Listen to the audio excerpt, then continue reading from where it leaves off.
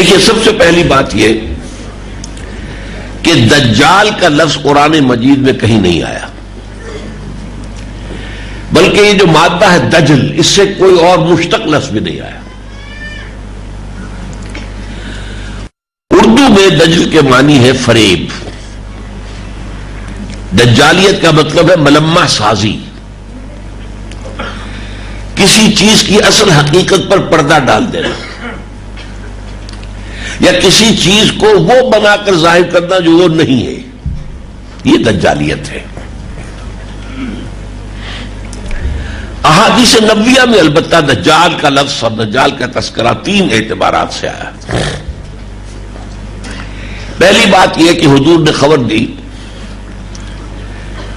کہ آپ کی بعثت کے بعد سے لے کر قیامت تک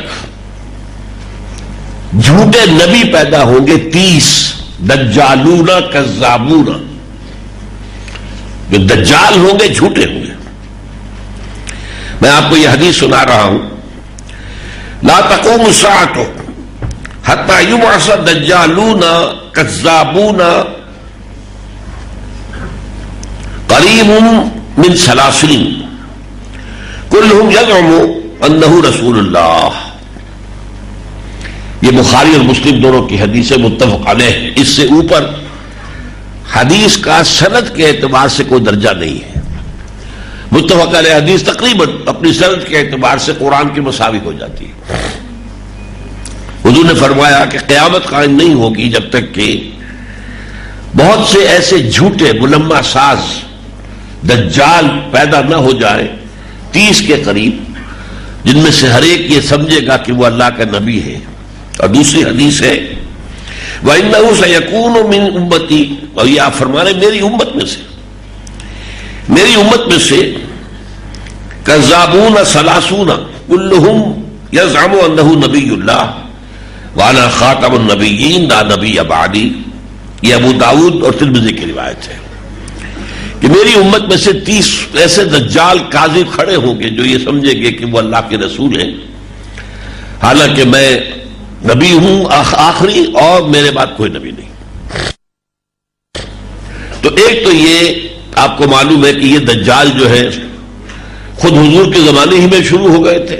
مسیلمہ کذاب بہت بڑا اور بہت بڑا نقصان اس نے امت مسلمہ کو پہنچایا تھا، اور ان کے خلاف جہاد کرنا پڑا تھا حضرت ابوبکر صدیق رضی اللہ تعالی عنہ۔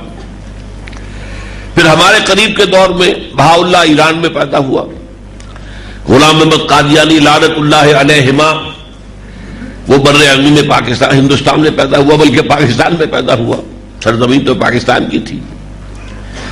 ایک خلیفہ رشاد حال ہی میں وہ مصری تھا، اور اس نے جا کے امریکہ میں دعویٰ کیا تھا نبوت کا، اور چھوٹے چھوٹے تو بہت سے کھڑے ہوئے ہیں جن کا کہ تذکرہ نہیں آتا اس لیے کہ ان کی کوئی اہمیت نہیں ہے۔ دوسرے دجال اکبر، ایک بہت بڑا دجال، سب سے بڑا دجال المسیح الدجال، اس کے بارے میں حدیث ہے ما بین خلق آدم الی قیام الساعۃ امر اکبر من الدجال۔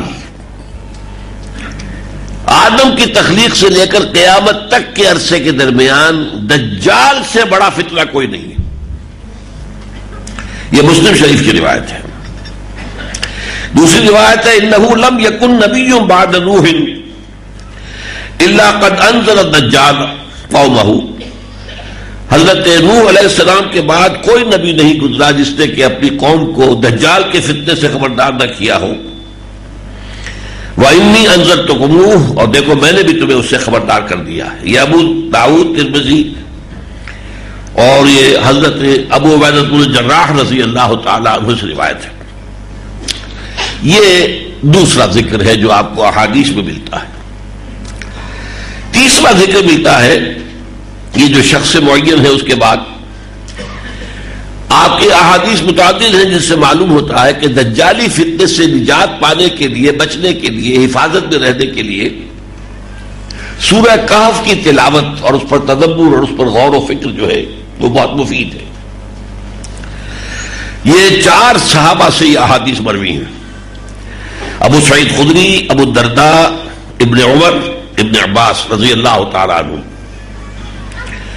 اور صحیح مسلم میں بھی ہے، سنن ابی داؤد میں، سنن ترمذی میں، سنن نسائی میں، احمد ابن حنبل، بیہقی، ان سب کے اندر یہ روایت موجود ہے۔ بعض میں یہ ہے کہ سورہ کہف کی ابتدائی 10 آیات، بعض میں ہے آخری آیات، بعض میں ہے تقریباً پوری سورت۔ یہ بھی فرمایا گیا ہے کہ جو شخص ہر جمعے کو سورہ کہف کی تلاوت کرے گا وہ اس جمعے سے لے کر اگلے جمعے تک دجال کے فتنے کے اثرات سے اپنے آپ کو محفوظ کر لے گا۔ یہ تیسرا پہلو ہے۔ تو یہ تین اعتبارات سے حدیث کے اندر دجال کا ذکر ہے، لیکن جیسا کہ میں نے عرض کیا قرآن مجید میں اس کا کوئی ذکر نہیں ہے۔